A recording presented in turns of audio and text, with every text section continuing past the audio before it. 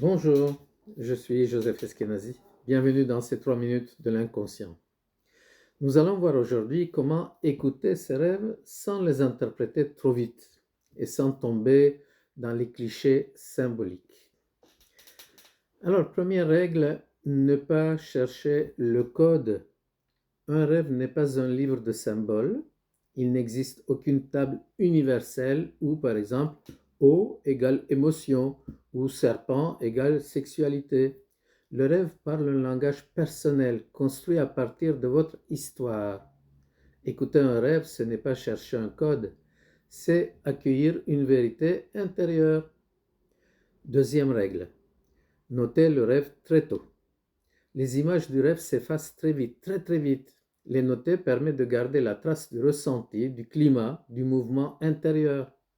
Quand vous notez un rêve, écrivez ce qui s'y passait, bien sûr, mais surtout, et ceci est très important, notez ce que vous avez ressenti. Parce que l'émotion est souvent plus vraie que l'image. Troisième règle, ne pas l'interpréter seul.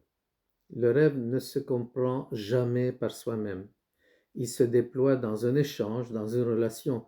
Alors vous allez me dire, mais pourquoi? Parce qu'il touche à des zones sensibles, refoulées, souvent qui pourraient être douloureuses. Et seuls, nous retombons vite dans nos défenses.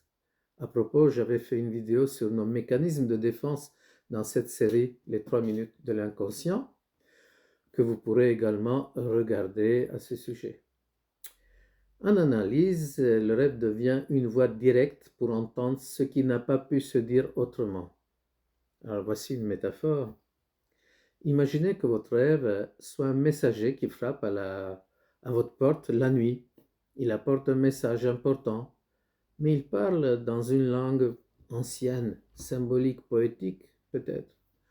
Pour comprendre cette langue, il faut quelqu'un qui vous aide à l'écouter, pas pour traduire à votre place, mais pour vous accompagner à entendre. C'est cela, le travail analytique autour des rêves. Alors, si vous souhaitez approfondir votre vie intérieure et comprendre comment les rêves participent à la transformation psychique, j'en parle dans Libérer son inconscient, où je montre comment la parole dénoue ce que la nuit met en scène. Alors, si vous voulez que je vous aide à déchiffrer vos rêves, vous pouvez me contacter. Je fais des séances également en visio, où j'ai en ce moment des personnes en France, aux États-Unis, au Canada, au Portugal, en Turquie, en Azerbaïdjan, aux Antilles, en Afrique. Vous avez mes coordonnées dans le descriptif de la vidéo. Alors merci pour ces 3 minutes de l'inconscient et à très bientôt.